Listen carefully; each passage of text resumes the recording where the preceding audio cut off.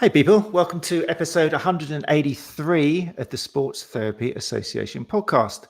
My name is Matt Phillips, creator of RunChatLive.com, and this episode of the Sports Therapy Association podcast is, as always, being recorded live on a Tuesday at 8 o'clock on the Sports Therapy Association YouTube channel and the Sports Therapy Association Facebook page. But also tonight, we're also going live, hopefully, to the Facebook group, the MSK Hub, supported by Physio Matters and 𝐸Hab. So if you are joining us live from any of those groups, be sure to tell us in the comments and proudly say where you're joining us tonight. If you listen to the podcast, then you are able to join us live. We've always recorded this live because we like the spontaneity. We like putting our guests on the spot. We like hearing people say strange things, none stranger than Andrew McCauley last week. But yeah, we love that sort of thing. So if you are interested in joining us live, just head along to one of those sources on a Tuesday at 8 o'clock. If you are watching via the MSK Hub group, because of Facebook security, it means that if you do want to ask a question or leave a comment and have your picture come up, then you will need to click on the link in the post's comments. I'm going to put that on the screen as well so you can see. You only need to click it once, and then it will allow you basically to appear, your photo and your personal data to appear on the screen. I'll leave that on there for a while if you like. It's just at the bottom there. And then you also should see it in the notes. Right, so before we do go into tonight's special panel debate, you can see that our physios and sports therapists are there proudly in the background, shining their swords and pulling the visors down on their armored faces. But I must say, first of all, give a huge thanks to last week's guest, Andrew McCauley. I'm just going to bring this up. A fantastic episode. I say that all the time, I know, but it was a real insight into the importance of communication. It was called Optimizing Communication with Clients and Other Health Professionals, which gave us a nice segue into tonight's episode, Physios versus Sports Therapists, a live panel debate. For those of you who aren't aware of Andrew McCauley, he's founder of the ProCare Sports Medicine, and he's an amazing sports scientist, sports and conditioning leader, the degree in PE Sports Science and a master's in Sports and Exercise Medicine. And he has his internationally acclaimed course, Unraveling Strength and Conditioning for Therapists. And there is a course, as we mentioned during the episode last week, Friday, February the 23rd and Saturday the 24th in Manchester. And all details for that, then go to procaresportsmedicine.com. Right, which brings us back to this episode, which I've been looking forward to thoroughly for about 9.5 years, because we're finally going to have it out. We've finally got hold of 3 typical physios, 3 typical sports therapists, as if there was ever such a thing. I'm jesting, of course, but we have got hold of some people thanks to a conversation that was going in the MSK Hub, which I recommend. Let's just have a little flash up of that, because I mean, it's a lovely history with the MSK Hub. If you're not aware of it, I'm just going to bring that up. It was started off, we've got the creator of it here today, so Gemma will give us a little chat about it soon, Gemma Oliver. But basically it came out of COVID. And it started off as the physio group, I think, and then it went into the physio and therapist group, which was just like we were in the streets rejoicing, getting a mention in there. And now it's the MSK Hub, so it's evolved to include basically everyone who worked with MSK, which is a wonderful thing. And we're fortunate enough to have the founder here today, amongst our other guests, Gemma Oliver. So thank you very much for that. With that said, I'm going to introduce you to our panel. If you're in the live lounge, then feel free to ask questions. I've told my guests that if there is something interesting in there, then they're welcome to jump in and say, oh, John's got a nice question there or something. So do feel free to ask questions if you want to.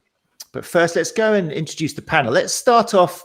Well, obviously, let's start off with the physios, Gary? So we'll start off with the physios in no particular order. Let's have Gemma first of all. What I want you all to do is, for the benefit of the listeners, just explain who you are and what your role is, and what your relationship is with other disciplines. Are you part of a multidisciplinary clinic? Do you work with other disciplines? Or are you like a solo, stick with your career, don't talk to anybody else sort of person? Gemma, would you like to start? Of course, Matthew. Thank you for the invite. Always a pleasure. I am a physiotherapist, and I will talk a little bit more about that, in the next hour. I'm a physiotherapist about 16 years now. Gosh, I feel a little bit old. I've got a sports medicine background, so I've mixed with everybody everyone and everything, including doctors, you know, that's for my sins, osteos, chiros, massage therapists, sports therapists, everyone in my career. And yes, I have my own views, and it is a great topic. We are all wanting the same thing, but it is something that I think we need to help each other educate on. So it is a good topic, but that's me. And just because you're so modest, just a shout out to the MSK Hub. I mean, that did start off, I mean, I remember the time when "and therapist" was added, and that was really significant for a lot of other therapists. And I think a lot of your congregation, I think, is probably the best word to use, are other therapists, because they welcome this. It was like physio and therapist in the same sentence was something really quite new at the time. So. Yeah. And I think, and you know, I think I've said this, and you may or may not know, but it was grown out of COVID. You know, nobody knew what the hell was going on, including the people that were supposed to know what was going on. And it really, you know, I am very proud of it. It was something that provided a lot of support for me and for a lot of people. It has evolved. I think it's had to evolve. We've made some decisions to try and keep it very along a similar theme, but actually make it with some more direction now, so we can help educate, but with the same theme of bringing everybody together. So that's where it is. I think we've got nearly 6,000 members now of all walks and background, which is what I love and what it will always be. There is a stronger, I think there's a bigger population of physios on there, so naturally I think sometimes it does waver towards that. But that's why things like this are important, to keep fresh, different themes or about different therapists that come and do different types of work and jobs and stuff, because we all are on the same page, hopefully. So, well, hey, you're doing a great job. And the fact we've got pushing on 40 people in the live lounge now, after an average of, you know, we're going back to like COVID times now. It's as if there's a plague out there again. Woohoo, fantastic. But thanks for joining us, live listeners, and we will work through your questions as well. We've got a bit of fighting talk, obviously, from some of the sports therapists. It's such an unruly bunch. Cecily Hislop is already in there with minds on the STs, and we've got loads of people putting their money down. It's like something out of Fight Club. But we will proceed anyway with decorum and work our way around to the next physio. In no particular order, Caroline, thank you for joining us. Would you like to introduce yourself and tell us who you are, what you do? All right, thank you for having me. I'm Caroline, Irish, based in Scotland, and trained in England. I'm a physio, a bit longer than you, Gemma. My career so far has been very varied, mainly rehab, but I have worked in private practice in the last 4 years. So I've worked really closely with the sports therapists. I still keep my part-time hours in NHS, and I've just recently got a new post in major trauma, and I'll be coordinating the rehab for NHS 5. So yeah, I think sports therapists, I've only come across them in private practice. Obviously, they're not really in the NHS in Scotland anyway. I've seen there's posts advertised for sports therapists down south. So I want to find out more about that as well, because I think there's definitely a need for them within the NHS too. So fantastic. Thank you very much. I'm going to come back to you with your opener with something from your son. So I'm looking forward to opening up with Oh, yes, indeed. Not yet. We'll save that. There's a little bit of a hook there for people. Yes. We'll come back to that. Another time for another physio. Let's make time for physios. Let's give more than 50 minutes, which is normally what they only give to patients. So let's have Paul. Paul. Well done, Matt. Paul, would you like to introduce yourself, mate? Yeah, no worries. I'm Paul Collins. I run multidisciplinary clinic in private practice. Graduated in 2006, worked in sports, blah, blah, blah. And then, so run multidisciplinary clinics with sports therapists and physios working alongside each other. And then just started up a recruitment agency on the side. So, no, all good. So I definitely see value in both. So I'm going to sit on the fence right in the middle. No. But I am for now. Yeah, we'll see how we go. Yeah. Right. So thank you very much, physios. It's like University Challenge. I don't know what you can see on your screens, but at the moment they're all at the top. It's like fantastic. And then down in the basement with a little table set up and a drip in the background, we've got the sports therapist. So we are in the swimming pool room. Anna Maria, would you kindly introduce yourself? Let us know who you are and what you do. My background is massage therapy, and then I graduated as a sports therapist, but I recognize or kind of present myself as a soft tissue therapist. And I had the opportunity to go and do masters in physiotherapy, but I decided not to because I decided I don't need to. I work very collaboratively with physiotherapists and osteopath and chiropractors, and I learn tremendously from them. I run a clinic where we have sports therapists and a physiotherapist and massage therapists. And yes, I don't think there is even a battle to be had. Well, actually, there is actually. Yeah, I can't wait for it. Things are going to change in 10 minutes. Fantastic. Thank you very much, Anna. Thanks for getting up the time to join us. Becky. Yeah, hi, I'm Becky Carroll. I'm a graduate sports therapist. I've been working, I work on my own, so not in a multidisciplinary clinic, but I do have a lovely set of therapists and health professionals around me that I've come to know over the years. So I've been working for 17 years, which is quite scary to say out loud. I did look at doing a physiotherapy master's, but I decided against it in the end, purely because in the interview, they were asking a lot about how my background as a sports therapist would help in the NHS, and the NHS wasn't something that I was looking to venture into. So that's the only reason I didn't really continue with that. But yeah, that's me. Fantastic. Thank you very much for your time as well. And then last but not least, Gary Benson. Hi, everybody. Yeah, Gary, my image doesn't belie the number of years I've been in this industry. I come from a military background, then fitness industry and sports coaching, sport remedial massage, and then sports therapy, both as a diploma and advanced diploma, plus academic qualifications. I founded the STA over 10 years ago now because I was disappointed with the representation and the false promises that we were, being made to us. Fantastic. Brilliant. Thank you very much for that. Right. So I'm just noticing now, I mean, we're all a lovely bunch of people and we're joking about physios against sports therapists. But what I'm hoping from tonight, people are going to accuse me of just picking nice people. But yeah, I have picked nice people. But the fact is, we've got people from loads of different backgrounds. And it's kind of already we're showing that just because you're a physio or sports therapist, it doesn't define who you are. It sounds obvious, but what I'm saying is if we can all get along, then the whole world can get along. But I hope people don't accuse me of cherry picking. It's just I've tried to get a large variety of people from different backgrounds and that. So right, on with the show then. So we'll start off with why I wanted to put this debate together maybe. And it happened in the MSK Hub. And it was something which happens, I think, quite a lot. And it is an issue, more so from some people, for others, and for many different reasons. And basically, for the listeners who aren't aware, it was one of those cases where, in this case, a physio had spotted that a sports therapist was advertising physiotherapy, referring to physios in their clinic, and there isn't any physios, and there's therefore no physiotherapy happening.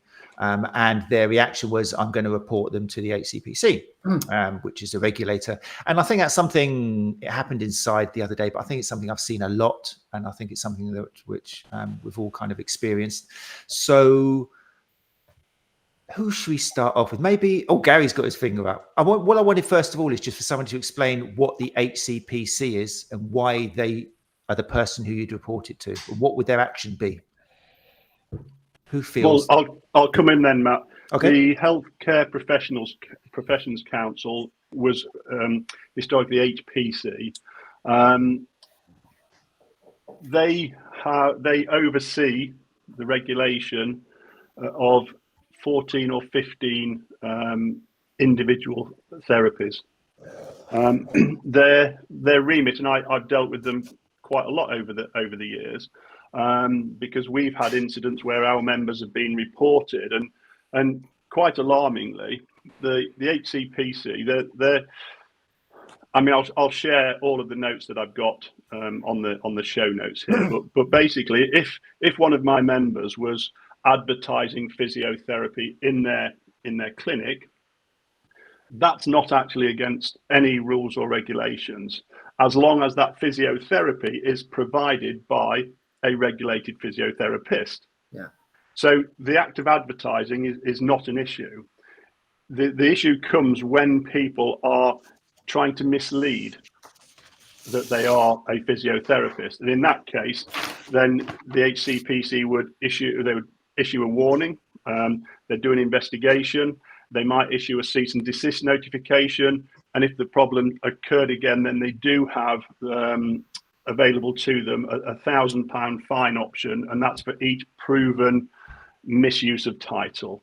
So if somebody comes into our clinic as a sports therapist and they go home and say, great physio session with Gary this afternoon, and I don't see that because I don't follow their social media, but somebody reported that, it would be very difficult for HCPC or the regulator to prove that I'm misleading, that I'm a physio.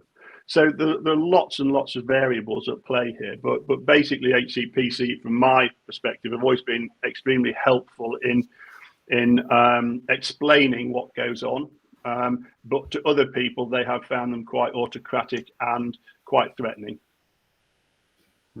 Okay, right. So I want to start off from the perspective of physios. Now, obviously, you guys aren't representing all physios at all, and it's a personal thing how you react when you see something like this. But either on your own behalf or understanding the feelings of colleagues, what is the problem for what are the reasons for this kind of hostility that physios feel when they do see a non-physiotherapist using the name? And it could be something you felt in the past and don't feel now, but anything. What are some of the reasons why people get in a tiz, or physios get in a tiz? Well, I mean, I used to have a kind of feel that this physiotherapy name was some big thing when I first graduated. It was quite an achievement to become a physiotherapist, especially coming from a sports science background.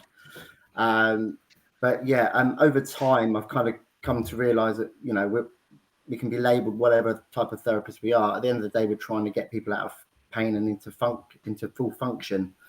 And whether it's by an osteopath, a physiotherapist, or a sports therapist doesn't really matter. But I think sometimes, for example, you might be out and someone will go, "Oh, I see so-and-so, they're my physio." And I'll be like, "Oh, actually, well, they're not actually a chartered physio." But then I'll be like, it's not even worth going into that with them. And does it really matter? I don't know. So yeah, the whole thing is sometimes, I guess, as physiotherapists, you feel you've achieved that kind of chartered physiotherapy status and you just want to defend it a little bit. I think the other side of it, and coming from the group, I think, and this isn't necessarily my opinion, but recognizing what a lot of people on the hub have said is that it is a protected title. Yeah. And I think that is, unfortunately, is what it comes down to. And I agree with Paul, you know, it's an achievement for anybody to qualify in sports therapy or anything. But I think when it ever comes down to it on the group or these conversations, it always comes down to the fact that it was a protected title. And, you know, backing some of the people that were, you know, in the chat that you mentioned and referenced the other day, Matt, is that maybe they are of an older generation where when it was protected, it took a lot to get protected. And I can understand some people thinking, okay, this took a lot to do. We want to withhold this title. And, I'm proud to be a physio. I don't hold that kind of gold label as such to it. As I said, and I alluded to at the start, I've worked with lots and lots of different professionals, lots and lots of good physios, some bad ones, lots and lots of good sports therapists and some bad ones. And I don't think it has anything to do with whether they're a physio or a sports therapist. It has a lot to do with what they're like as a person. And we'll come to that, I'm sure. But I think that is kind of from a physio background where some of the feeling comes from. It's this title. Now, I know you said in your sort of show notes is that, does it matter? And I think this is what we need to get into, yes, okay, the reporting is one thing and it's how we go about that, how we educate people on that. And there's some comments already, which you'll come on to, saying that, it's the public perception. And that is the battle, I think. And I think a lot of the time sports therapists don't classify themselves as physios, but their patients will go away and say, "Oh, I've had some physio." And I think that is that's difficult. I think that's really tough. Brilliant. Okay, there's loads of points in there. Yeah. Sorry, I'm just because there's so much to go through. There's loads of points in there we'll unwrap, Gemma. Thanks for that. There's loads of different reasons. I just want to hear Caroline's perspective as a physio, and also mix into that the story you told me, about your son's decision. Yeah, so my son is really good at coaching. He's really into sport. He's quite academic, and I thought, oh, you would actually suit being a physio. And he was like, oh no, you just want me to be a physio because you are one. And I was like, no, I actually think you could go down the more sporty route, the MSK route. And he was like, no. But last week he came in from a careers event at school, and he said, I think I know what I want to do. And I was like, okay, I want to do sports science. And he handed me 2 prospectuses. And then the snob in me kind of looked at him and went, okay, so how are you going to get a job? That was the first reaction I had, even though I have worked with sports therapists. And I think there's this, if you do physiotherapy, you're going to work in the NHS, you've got to secure a job. But in the last few years, as you said, Gemma, before that, there was no jobs and physios had no option but to go into private practice straight from uni.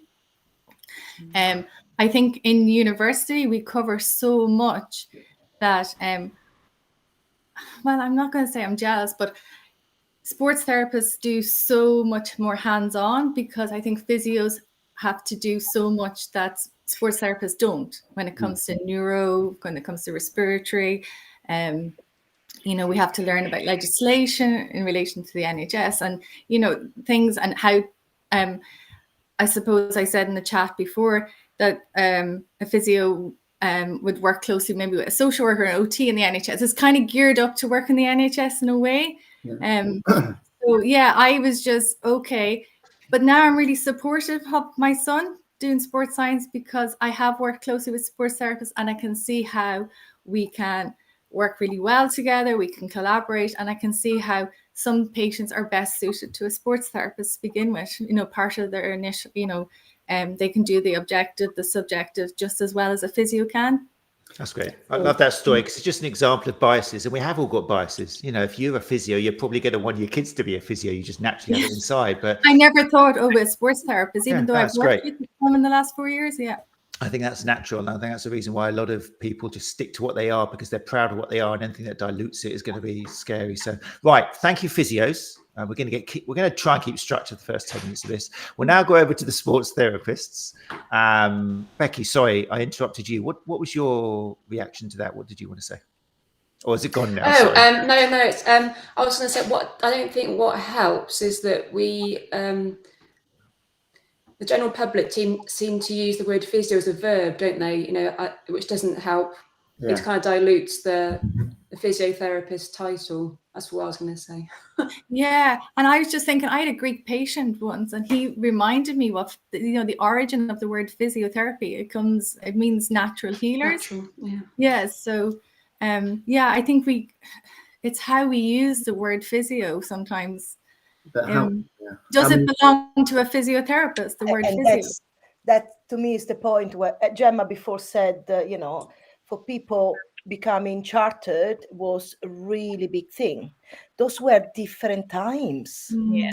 There was the need then to have the charter status and to protect the title. Yeah. The times have really changed. The healthcare landscape is different from a perspective the provider, but also the people that seek that. So I think this is a great discussion, because it really shows that what is more important, is the title or is somebody's scope of practice, which we need to make clearer to somebody. Because actually, to me, we need to focus more on the type of training, the training respecting the scope of practice, reflecting the training, and then the type of, let's call it specialism, because ultimately we all of us, we do people's care. We are all carer, call it MSK care, we are all supporting people in pain and injury. Some of us might have different specialisms, some others might have different scope of practice, but ultimately we're all part of a care system. So should we stop focusing too much on names? I think things need to change from HCPC level. Yeah. It's like sometimes with the sports therapy side, people go, "Oh, do you only treat sports injuries?" Yes, so you can have back pain, you can go with back pain, and it's not a sports injury. So there's always going to be different perceptions of what we.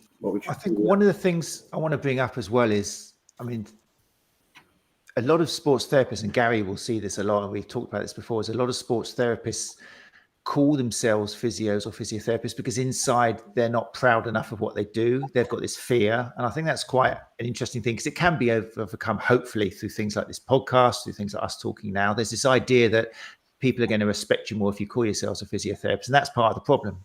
So I think that's one side of it. But then there's also this idea, which I want to tap into as well, with the public going to come to your clinic more if you use the word physio and physiotherapy. Now, we can slowly try and educate them, but I'm wondering with things like Google searches, if you put physio or physiotherapy in your services, does it come up higher, or is that a little bit of a myth? Or is the fact that you're going to get more people coming through your door? Yeah. Gary, you were shaking your head there. And you've crossed your arms. I feel intimidated. I don't know. I've got long arms. It's just comfortable to be crossing my arms. Okay, that's fine. That's just body language. Yeah. I think what we have to do, we have to talk about sports therapy and regulation. It's not going to happen. Okay. And anybody who puts on their website that statutory regulation is going to happen, or they're actively pursuing it, is the same as me saying I'm actively pursuing the 100 meters world record. You know?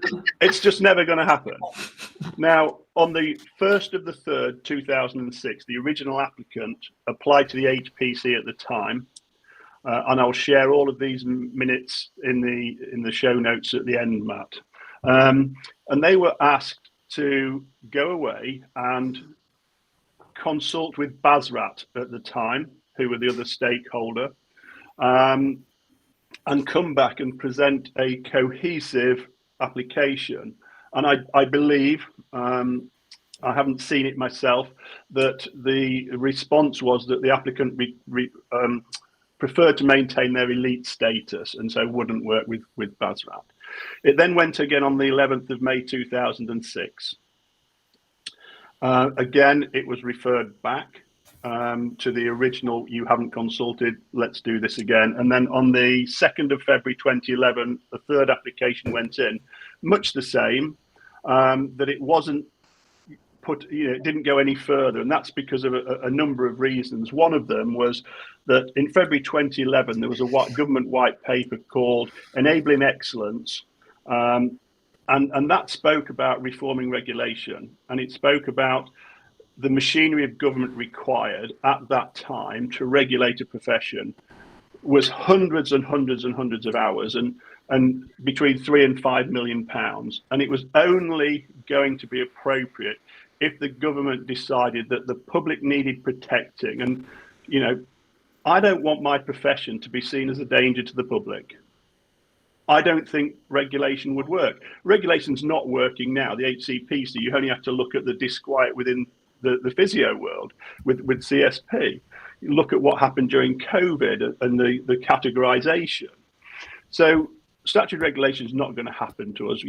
We are not allied health professionals, despite what it might say on people's websites. And that's okay. The NHS has, in England, Scotland and Wales and Ireland, have a list of the allied health professions. And if we keep going on and elevating ourselves above our status, we're always going to continue getting into arguments. I think that the way things are going at the moment, we've become a semi-private healthcare system. The NHS is very good at responding to emergency medicine situations, but the general public are now voting with their wallets and their purses, and they're making a choice to go and see somebody, and that somebody has to make a connection. And I don't believe, and the reason I was shaking my head was I don't believe that because somebody says they're a physiotherapist, it makes a connection. I think it's a personal thing, and it's lucky for me, I live in a rural location. I don't work in private practice, but I didn't have competition, and word of mouth was my way of making connection with people. I love that, actually, because Andy picks up on what Matt said. The problem is we are not proud enough of our own profession. I'm talking about from massage therapists to sports therapist diploma or graduate sport therapists. We are not proud enough of our professional identity And we all want to be physios. With all the due respect to physio, of course I love physiotherapy, osteopathy, chiropractic, but we don't need to want to be physios. We can provide the same care for that type of population. Yeah, we might not be able to work on in NHS. Personally, I've been in practice for 22 years. I want to work in NHS. You know, so with all the, so actually, I think we fulfill a really nice niche. We look after an healthcare part that nobody's looking after. I think I agree, Anna, and some of the points that everyone, you and Gary, have made are spot on, really. You know, what is the need? It is a very different time. I agree that, you know, it was obviously very hard to get the title protected, so people, you know, feel like they want to keep it. Absolutely. But why do we need it now? Like you said, it was a very different time. There wasn't as many sports therapists then. There's now a very different market. And you know, there's some comments I think that you'll probably seen and you'll touch on about NHS. And as a physiotherapist, before COVID, actually, when I moved back from London and I moved away from sport for a bit, I became very disillusioned with the title because people were having very bad experiences. I worked in central London in a very good clinic, but people were having rubbish physio experiences and were coming to our clinic because it had a good reputation, and I had to spend a lot of time just getting people back on board. Now, you know, I back myself, but a lot of my skills come from communication, come from rapport. They don't come from my physio degree. They come from who I am, you know, and the way that I'm able to talk to people. The rest of the stuff I've learned. I would say clinically now I probably use 10% of what I learned in my physio degree. You know, I constantly think like most of us that you don't know enough and you want to keep learning. You know, I think we all feel like that at times, but it shouldn't just be about the title. I also, you know, as Caroline said, I think we've got to remember that when you study as physios, it was always set up from an NHS point of view, and it's set up as a clinical role. Private practice and MSK practice is 1/3 of that training. And I think that's a huge difference as well. So, you know, there's two arguments there. One, the training for a physiotherapist isn't just to go into MSK practice or private practice or sport. It is for anyone who may want to go into respiratory care, neuromedicine, elderly care, you know, orthopedics, pediatrics. And it's just a completely different course and clinical pathway. Whereas your MSK is 1 year of training. Whereas a sports therapist would spend 3 years what a physio would do in 1 year. Yeah, and if you look at that, you're a lot more skilled from an MSK point of view, is my argument. So we have to get rid of in my opinion, get rid of these titles and focus on what people can offer, what we're looking at from a patient point of view, and, you know, just getting the guidance a bit better about how we approach these debates on reporting and all that sort of thing. One of the things that's popped up in the past with the difference between physios and sports therapists is being able to assess someone's spine. Now that's come up quite a lot of times in the past. Oh, they've got a sports therapy degree, but they're not allowed to assess the spine. I don't know, but then other people say differently. So I think it's because of the range of courses in sports therapy that there are, and the different types of graduate and sports therapists from either a BASRAC. Yeah, certainly as a physiotherapist, a curriculum, there is a little, because you have such a broader training in respiratory, circulatory, and so on, your red flag knowledge, your pathology knowledge is superior. Okay, that's because you're able to make connections that in a sports therapy curriculum you might not have. But this is where, and somebody, I think it was Mark there, he was talking about NHS and the role of the physiotherapist. I do think that actually we can start changing people's view of what physiotherapy and hands-on. So, you know, when people complain, oh, they haven't touched myself, but they don't need to touch you. The physiotherapists don't need to touch you. That's why you're coming to me. Mm-hmm. Okay. So there are, you know, you can work very, very well together. And I often refer to colleagues for complex injuries where I think, do you know what? I am not quite sure here.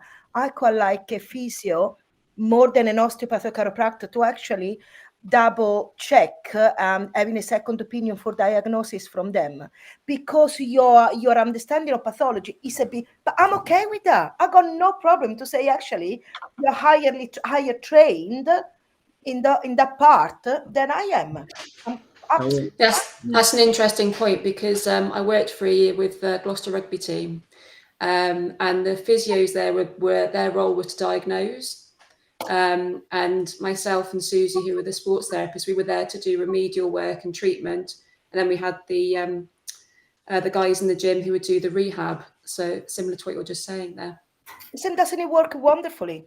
Yeah, it worked really, really well. And I would agree. And there was respect, across all three sectors for what we did, but then also that there was crossover. It worked really, really well. So it's finding the right person for the patient at the right part of their journey. And so the sports therapists I worked with in private practice, if there was any neuro, or if they felt, oh, this is a bit more neuro, they would just get us to check, and if we felt it needed onward referral, we would. And I think that was one of my questions. In my clinic, the sports therapist referred to the physio if he wasn't sure or she wasn't sure. And then we would liaise with the GP if we needed to. So is there any sports therapist that would, write letters to other professions, or do you just... Yes. Well, I'll come in on that, because this then goes back to the allied health professions. The way that most doctor surgeries are set up now, and despite the use of voluntary registers or accredited registers under the Professional Standards Authority, which purported to say that, doctors can refer to a complementary natural healthcare council registrant, for example, but they don't. They stick within the allied health professions, and I advise my members, whilst it's great that we want to be able to write these letters to doctors, they're not met. In 99% of cases, they're not met with much respect at all. Okay. They're quite dismissive. So I think it's always better to have a local network of people. And what we have to understand here, everybody is on a rehab continuum. What we need to do as practitioners is recognize where our skill set puts us. And Paul mentioned it earlier on, return to function. Great. That sums up what the physios do. It's return to the activities of daily living. What I do is more coaching. It's more sports specific. It's more technique. It might be more sports trauma. That's where we're specialists. But all of the time when we're going through this, and Caroline and said that then, if we have a doubt, then we've got the backup of going to the physio, say, can you just double check this? Because it's not responding the way I think it should respond. Am I missing something? And we have to respect that. We've all got a point, a specific point on somebody's journey. Yeah, we can't know it all, can we? We need to know who to go to help. Like for neuro, for example, obviously the physiotherapist, and I'm really linked with one of the clinic locally here, they see those patients so much more often. So they have also that experience, which I do not have. So for me, so much better to send them to them. Gary, this is my experience. You obviously know more also because of your position in STA. I disagree about not writing to the doctors, because actually I think slowly it's through those letters that we are communicating to the primary healthcare providers that we exist and we are professionals. They might not refer to us. I agree, and that's right also in certain cases. But they know we exist. And this is, I think, how slowly we can change that perception. The way that will change, Anna Maria, is, my doctor, I knew him from the Tri Club. He would tell people, if they were on the waiting list for a physio appointment, which was generally 26 weeks, they'd say, just call and see Gary at the end of the road and he'll sort you out in a couple of weeks' time. So it's building those personal relationships, which is making the changes. But generally speaking, it's not as respected as it might be. Yeah. Right, I've got a question. Physios, how much do you think, not you guys, because you're kind of like more informed, but how much do you think physios in general are put off when they do see an abundance of just Instagram photo after photo of like 50 cupping procedures and kind of basically poor information coming out from sports therapists? They probably tie in misinformation coming out from sports massage therapists. Do you think that holds back a respect which physios could have for sports therapists? Because they think, oh, they're just going to cut them to death, or they're just going to think that they're breaking down scar tissue with their elbow. Is that an issue, do you think, with some physios? You get that across physios as well, Matt. And I think, it goes on your personal preference. Again, another huge podcast, and we had this over COVID, hands-on, hands-off debate. That's not a physio debate. That's a whole, therapeutic, treatment debate, isn't it? And so I don't think it would put them off. I think we are bogged down with this title thing. And I think that's, from my feeling of looking at the group and opinions over the past few years, it's a title thing. And we've got to try and break down those barriers for all the reasons that you've all said, and the education. And it seems, there's a lot of comments that I'm sure you've seen, Matt, is it's patient perception. That is, and can you be bothered explaining to the patient the difference when they don't understand it anyway? Maybe probably not. And I don't blame anyone for not doing that. They're not illegal. Is it worth it? But we have to be a bit more collaborative. We are. Some of those people are, we've been seeing that for the last few years. And, they get quite angry. Oh, yes, go and report because they should not call themselves physiotherapists. Wow. Actually, just sit back a moment. It is a protected title, but there are ways and ways. It seems to, irritate and bring up some quite a lot of emotions. It surprises me that it irritates sometimes, and I think you're right. Some are more informed. I don't know, Matt. I don't know why it would get some people's back up. Yes. It does shock me sometimes, but we're all quite cohesive here. I know, we have a joke title, but maybe we would get some different opinions with other people. It's that identity, isn't it? It's that strong identity. Then they feel like you're touching my identity, or you are less skilled. Why you want to be called a physiotherapist? That's what's my. How many physios do? If a physio had to draw or have to say, what do sports therapists do? Would they say, well, they just cover them with kinesio tape and just keep rubbing them until they say it feels better? That's what I do, Matt. Or do some physios doing that as well? I mean, if you looked at what a sports therapist is studied, and even the syllabi we've had guests saying that what you study on the sports therapy degree will change depending on the university and depending on the tutor and everything. But if you looked at not university level, but the sort of things which are still being taught generally, apart from at the ST school and apart from at Mike Grice and a few exceptions I can count on my hand, it's pretty horrifying stuff still. The claims that are made. Is that something that makes physios think, well, how are we going to work with these people if they're still teaching you're doing this and that? And Matt, can I read something from the HCPC website? Yes. And it's about the pillars of underpinning sports therapy and physiotherapy. I'm going to go off camera. I won't be able to see you, but you can obviously hear me.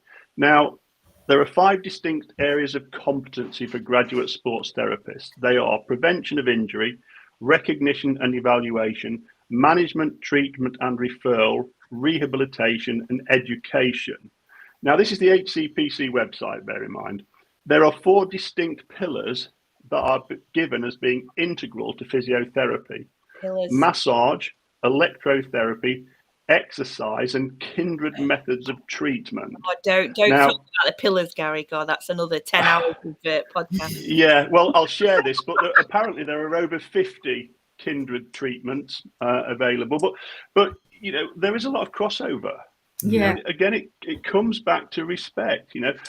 Respect your scope of practice, and if you're not getting gains as you think you might, go and seek help from somebody else. At the end of the day, we have sports therapists and physios in our clinics, right? We meet up once, we do full day CPD every month just because all the clinics are spread out quite a lot. We don't go, there's a sports therapy section and there's a physio section. We'll come in and we'll do running biomechanics, for example, and we'll all sit and do that. Just because you're a physio or just because you're a sports therapist doesn't mean you can't do running biomechanics. Or if we had a session on cupping, it doesn't mean the physios wouldn't do the cupping. where everyone would get involved in it. But it's up to that practitioner to then go back to their patients that week with the knowledge and training that we've had, and use it whether they like to or not. We don't control how they treat in that room, but the training's all the same as well. So yeah, there's definitely crossover. And that is the answer. Is that the answer? You know, there is a lot of crossover in a lot of the things that we do. I work singly now, just in my own clinic, but I previously worked for Andy Hosgood's clinic in Summit, and we're the same. Sports therapist, GSR. There's no sports massage just because there isn't one. I'm a hands-on physio, but a mixture of physio, and we do the same. So there is lots of crossover, but I'm just thinking we're really regulated, physios. So I'm kind of like jealous that maybe sports therapists are not regulated. That's a nice so, well, are you regulated? You are. Do you have audits and things? And no. I think we should all be careful what we wish for. I know. Sports therapists in general are wishing for regulation. Physiotherapists in general wishing for less regulation. You can see the stress caused by... In 2 days' time, when these so I don't know if anybody knows, but every 2 years we have an audit protocol comes through, and everybody dreads it because it's random and you could get called up, and quite rightly, you know, to evidence base your CPD portfolio, and it's got a lot harder over the last few years, and people dread it, and you will see it in the group over the next sort of a month or so when people get called, and I'm checking my email every day. But it's February the 14th. Be careful what you wish for, because I'm not looking forward to that email. Does anybody know what the annual cost of regulation is across all sectors, you know, in healthcare? In 2011, it was £200 million. It's £500 million at the moment. Across everything. The government, they have not got the resources to continue funding this. There was a white paper, which was the 31st of October 2017 to the 23rd of January 2018, called Promoting Professionalism, Reforming Regulation. And the government response was issued in July 2019, and it says it's not fit for purpose. They've got to be saving money. You know, we massive national debt. We haven't got £500 million to be spending on regulation, and changes are coming. Does not mean that we don't have to be voluntarily regulated, and that we don't have to have a good, strong organizational governance within. But that we don't need to be state regulated. I actually quite welcome not to be state regulated. So going back to my son, I'm thinking, oh yeah, definitely go and do sports science, because, well, physio has to meet so many standards, doesn't it? And you could be audited every 2 years. So if I had someone... Well, I mean, from the STA, we do audit our members annually. We have an annual audit in September. We have got an Excel form now, which every member must complete. It has to have learning outcomes. It has to have reflections. You know, we check qualifications. We're doing what the government is suggesting that regulation should look like. It's called soft touch regulation. Okay. The association should take more responsibility for policing its own members. Unfortunately, the biggest... Well, the only thing I can do if one of my members is unprofessional, doesn't meet my code of conduct and professionalism and ethics, is revoke their membership. That's all we can do. And then they can go to somebody else if they want to. And I have no way of sharing that information because of GDPR. So unfortunately, there are bad in every profession, but, you know, regulation, and love him or hate him, you know, what Adam Meakins has gone through with his fitness to practice hearing, that's terrible. It's disgusting. My blood boils.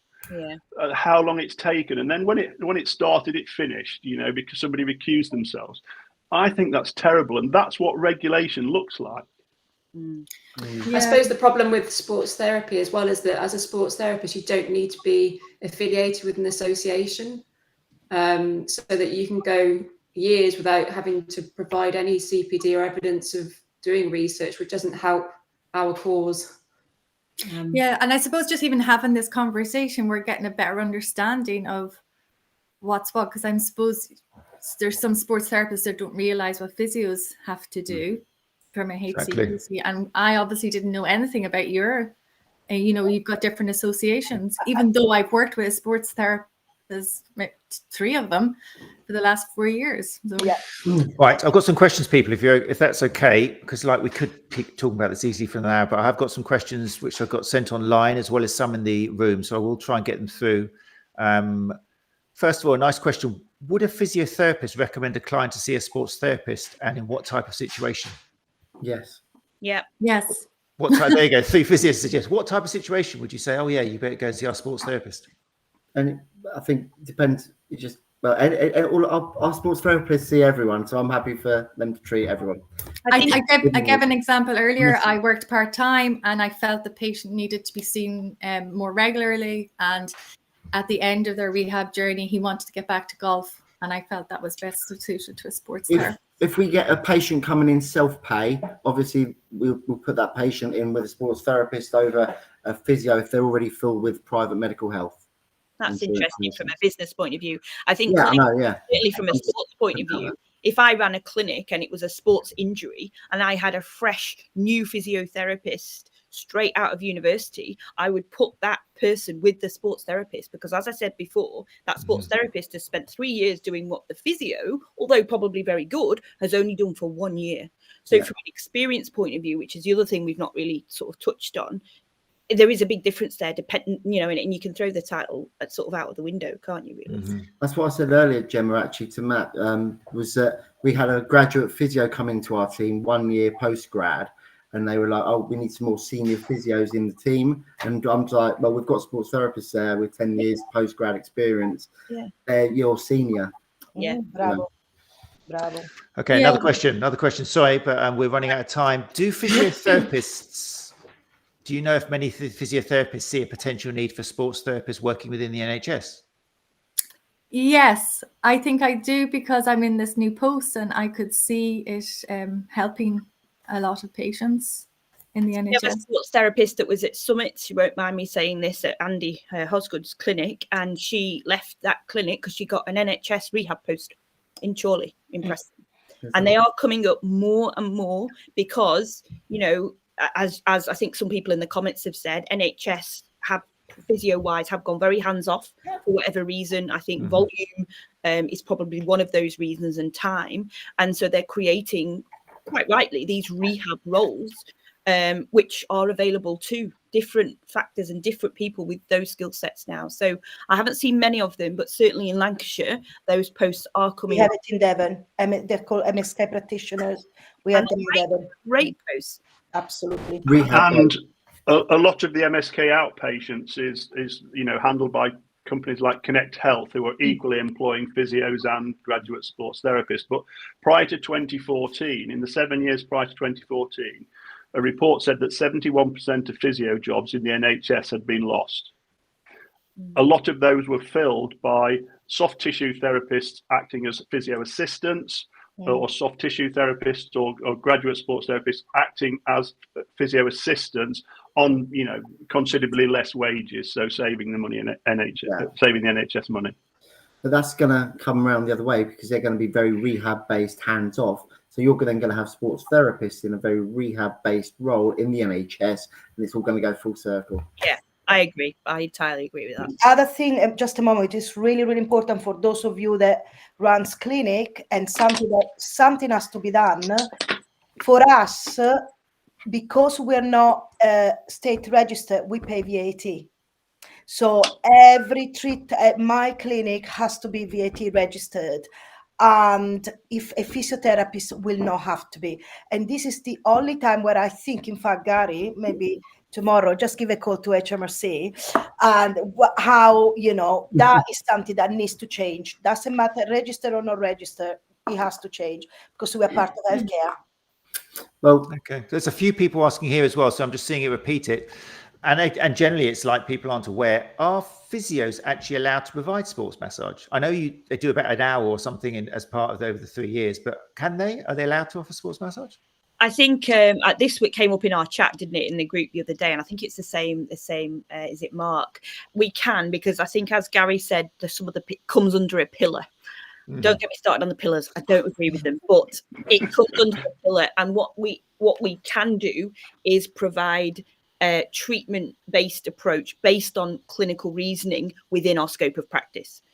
So what you will probably find in a realistic terms is that if you are not very good at sports massage or soft tissue, or you don't like it, they will treat in a different way. This is what I've found over the years. If you do like it, because it's a preferred technique that I like for part of my treatment, you will do a lot of it. So therefore, you probably will do a bit more training. So I definitely think you can. But I think there's argument to say, I think some people have commented on here saying physios don't do sports massage. I don't agree with that. I think a lot of people do. I call it soft tissue treatment because I'm trying to educate patients that it's not just massage. Massage is very beneficial, but this is a little bit more than what you would do to try and make the differentiation of where you may just go for a nice massage if you had a no clinical issue, like at a beauty salon. Any type of practitioner can do any type of treatment, providing they're competent, inverted commas. Competence is understanding how to do the treatment, understanding the benefits and risks, and contraindications. Once you've done that, you've shown that. Yeah, but that is if they've got a practitioner level qualification that covers them. And from insurance underwriting point of view, physiotherapy as the title encompasses one of the pillars, which is massage. Therefore, they can do it. Right. I had a meeting with Baylands, Matt, which we can talk about another time. But I have been checking up on this. That's all I do. I'm sad. I don't work in clinic. I haven't got time. I'm too busy checking policies and procedures for the benefit of the STA members, so that they don't get into trouble. I actually Facebook stalk most of my members to make sure they're not, saying they're a physio or physio. That's your audit. There you go. Yeah. Yes. Yeah. Right, we are drawing in. I just want to share some of the appreciation. So Gemma Gwinnett says, this is nice to see. You three are the first physios that have spoken about hands-on massage, soft tissue work in a positive light. It's great to see us not being knocked down or sneered at. That makes me sad, Matt. And I know, and that's a lovely comment from Gemma. And that's what I really want to try and change. And what you do at the STA and BASRAT and the collaboration that we've had, over the past few years, we've got to break that down, because that is not okay. And thanks for saying that, Gemma, but it's just a shame you seem to be around people that have had that experience, and it just makes me a bit sad. I think the problem is, isn't it, in the NHS we weren't allowed to do massage in musculoskeletal patients because there was no evidence. I mean, I'm going back years now when I was a junior physio. And that's exactly what I was going to say, Caroline, is that, in my opinion, I don't know many bad physios. I know that they're constrained by the system, especially within the NHS, of limited appointment times, limited access, having to get a consultation, infection control. Infection control stops a lot. Yeah, all of those things. So, I don't think physios in the NHS are, and I get the message, you get the gist of what people are saying, that they've only experienced bad things. I don't think that's the case. I just think that constraints of the system are creating, in effect, a massive marketplace for us soft tissue therapists and sports therapists. Yeah, for sure. Years ago we used to do hydrotherapy, and there's cost implications for that infection. It's just the constraints in the NHS then unfortunately gives physios a bad name sometimes. Yeah. Okay. Look, right then. So we've covered quite a lot, to tell you the truth, in an hour. There's so much what we could talk about, but I'm hoping. Well, actually, while I talk, I want you to think about what you hope people can do, or give some words of wisdom to people to try and help get rid of this idea of physios against sports therapists, and sports therapists trying to be physios because they're too embarrassed to call themselves a sports therapist. But I think at the end of the day, I mean, I always, and you can think while I'm just blabbing on now, I'm giving you people a chance to think of the final words of wisdom, but I always feel very lucky from myself that I was pretty much born into a multidisciplinary clinic, because as a young sports therapist, or starting off as a sports massage therapist and still working my way up, I was always throwing people into the physio or the podiatrist. And I remember, pretty much 80% of my patients, I was like, I don't know what's going on there, go and see our physio. And you know what? 79% came back saying, Matt, just keep doing what you're doing. It's fine. Stop worrying. But when that 1% did happen, it was happy days, because I never lost that. I'm still not quite sure what's going on here. And I think there's a danger that if sports therapists do get too confident, and some are not confident enough, you are always going to need that group, whether it's in the same clinic or whether it's on the end of a phone. You're going to need the physiotherapists, because they have studied so much more, because they are going to be much more, I think so anyway, experts in other systems, knowing red flags. You can do a lot of CPD yourself, and a lot of your CPD as a non-allied health professional should be recognizing things you're not allowed to treat, but you've got to recognize, but I think unless you've got that network of people at the end of the phone, unless you're competent enough to pass that person on, when it doesn't quite add up, then you are running risk to the patient in your own career and stuff. And don't be scared of the physio at the end, because just the same as the guy in my clinic would always give them back to me and say, Matt, pat on the shoulder, you're doing fine, mate, keep going along. That's what we all need to hear sometimes. So it's all, what I'm trying to say is it all boils down to communication and just being part of a network and not being scared of other professionals. Yeah. Over to somebody else. Agreed. Well, I think, Matt, that's what at the STA I've tried to do over the years. My first thought was nobody should feel isolated in the industry, and so we've become the network for them, with the one-to-one chats, the coffee evening stuff. But let's all work together. Let's be nice to people. Yes. Yeah, I think I want sports therapists, graduate sports therapists, massage therapists to be and physios that don't, because there's physios who don't think they're good enough. I was one of them many years ago. I've got more confident now, but I still call people up going, what on earth is going on? We've had a chat in our little group today. What's this? I don't know what's going on. And I think it's being brave, it's being proud about what you do, whatever you're trained in, putting the patient first, but being confident and trying not to see this title as a hierarchy, and seeing it as a collaborative way to talk and to treat patients. And I want people, that would be my advice to younger sports therapists or all physios, just be proud about what you're doing and what and hierarchy is not bad sometimes. There is always somebody differently trained or trained at higher level because they're a specialist. It's absolutely fine. Let's be confident on what we do. And the patient, it's as long as the patient gets on with the person, and they will engage better. So, not one person's going to be signed or skill up. Yeah, signpost or skill up. And like Gary, like you said, Gary, you've done a great job and continue to, and Bazrat, and if you are finding you're a bit lost, you need to hook onto these organizations. You need to use these organizations to get better help, support, and they will help you with the collaboration. And there's loads of forums now. You'll have your own. I will plug our own, MSK hub. There's people on there, and I do love it for this. There's all sorts of different questions on there. A common thread that we've had over the past few years is that people that would have been scared to say things for fear of being shut down on social media or Twitter or X or whatever it's called now, feel like they can say it now. And we need to push these forums a bit more.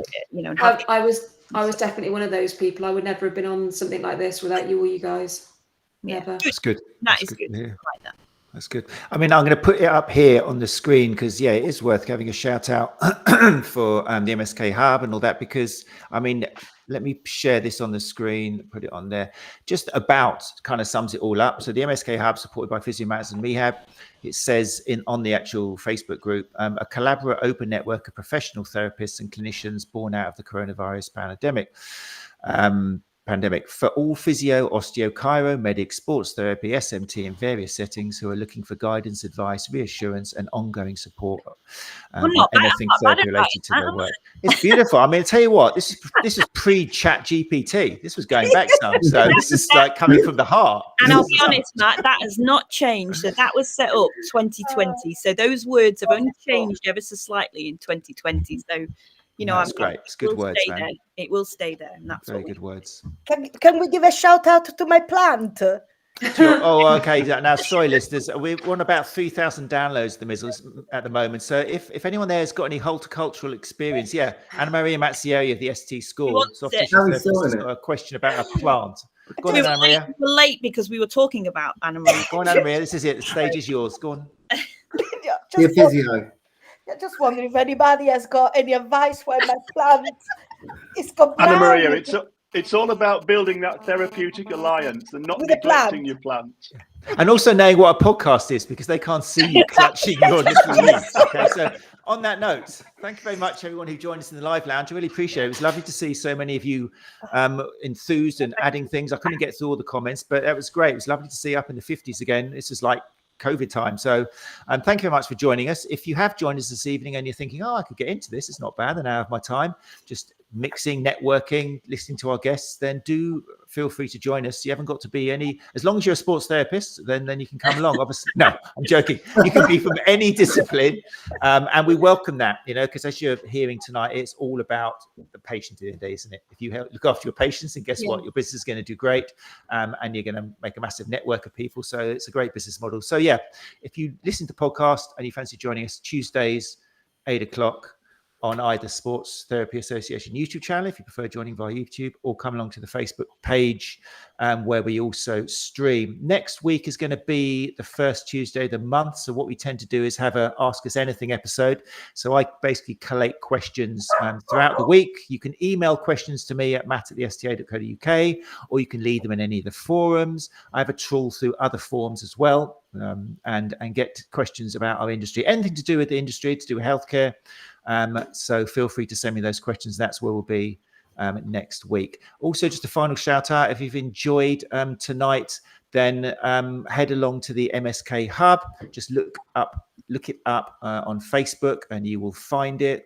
So many members there, and like we've said and Gemma said, some great dialogues and conversations going on between different health professionals, which is great because so many perspectives and things, and it's really well moderated. You won't be bullied. It's people, things are taken down, things don't even get through the door if they're kind of sensationalist or just looking for an argument. So it's a really nice, safe place to go along. So do check it out. Right, and also most importantly, thank you to my guests, thank you to my 3 physios. Thank you very much, and thank you to my 3 sports therapists. And also the dogs who have joined us, and the plants in the background, and the little yellow rodent teddy bear that is with Paul Collins. Thanks, people. Really appreciate you giving up your time. Thank you, Matt. Thank you for the discussion. It was really good. Take care, everybody, and we'll see you soon on the Sports Therapy Association podcast. Take care. Right, cheerio.